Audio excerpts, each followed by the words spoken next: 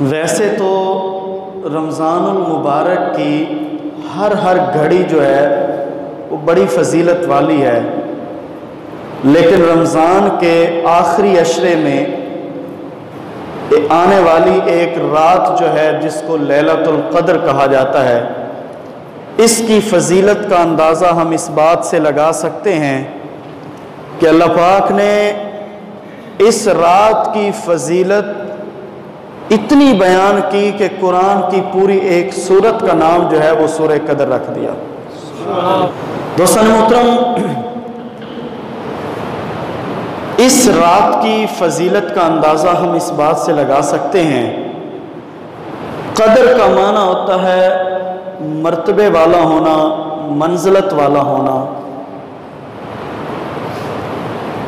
اس رات کو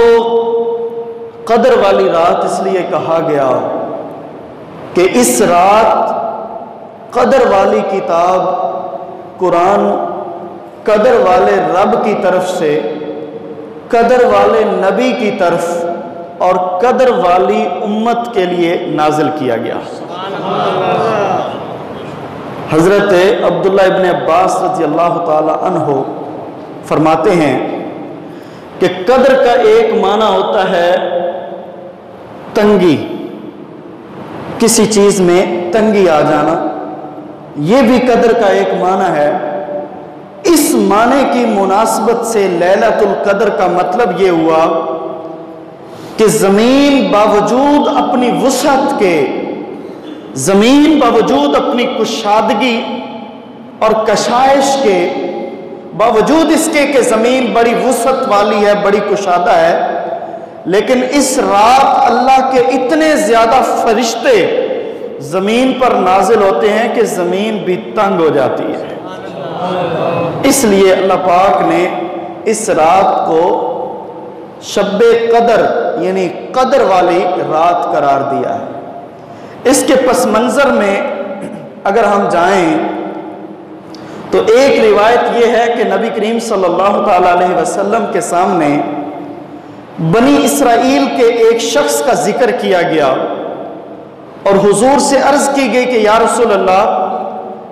بنی اسرائیل کا ایک شخص تھا جس کی اتنی لمبی عمر تھی اور اس نے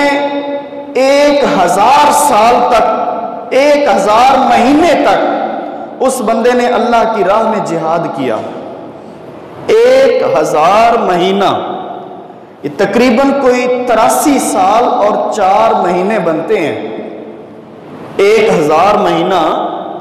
83 سال اور 4 مہینے بنتے ہیں۔ تو بنی اسرائیل کے ایک شخص کا ذکر حضور کے سامنے کیا گیا کہ یا رسول اللہ، بنی اسرائیل میں ایک بندہ تھا جس نے 1000 مہینے اللہ کی راہ میں جہاد کیا۔ جب حضور کے سامنے اس کا ذکر ہوا تو نبی کریم صلی اللہ تعالی علیہ وسلم تھوڑا پریشان ہوئے، سوچنے لگے کہ یا اللہ، میرے امتیوں کی تو اتنی عمریں بھی نہیں ہوں گی جتنے زیادہ اعمال بنی اسرائیل کے لوگوں نے کیے ہیں۔ تو اللہ پاک نے سورہ قدر نازل کر دی، فرمایا محبوب پریشان ہونے کی ضرورت نہیں ہے، میں آپ کی امت کو ایک رات دے رہا ہوں، اس رات میں اگر کوئی عبادت کرے گا تو 1000 مہینوں کی عبادت سے زیادہ ثواب مل جائے گا۔ دوستان محترم، اس کے علاوہ ایک اور روایت بھی ہے۔ نبی کریم صلی اللہ تعالی علیہ وسلم کے سامنے حضرت یعقوب علیہ السلام کا ذکر ہوا، حضرت زکریا علیہ السلام کا ذکر ہوا، حضرت یوشع علیہ السلام کا ذکر ہوا، اور ذکر اس طرح ہوا کہ یہ وہ لوگ تھے جنہوں نے 80 سال جو ہے پلک جھپکے بغیر اللہ کی عبادت کی ہے۔ 80 سال ان لوگوں نے پلک جھپکے بغیر اللہ کی عبادت کی۔ تو حضور اپنی امت کے لیے تھوڑے متفکر ہوئے، اپنی امت کے لیے فکر میں آئے کہ یا اللہ، میری امت کیا کرے گی، ان کی تو عمریں ہی بہت کم ہوں گی۔ اللہ پاک نے جبریل امین کو بھیجا کہ جبریل، میرے محبوب کو کہہ دو پریشان نہیں ہونا، اور یہ سورہ قدر لے کر جاؤ اور میرے محبوب کو بتا دو کہ اللہ پاک آپ کی امت کو ایک ایسی قدر والی رات دے گا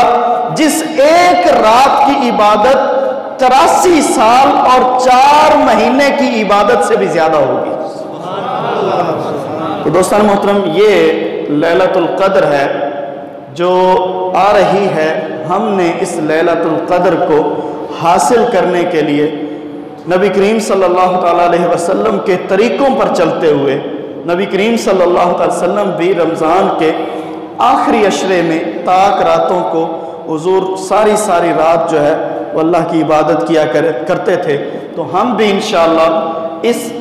سال اس ماہ مقدس کی ان طاق راتوں میں انشاءاللہ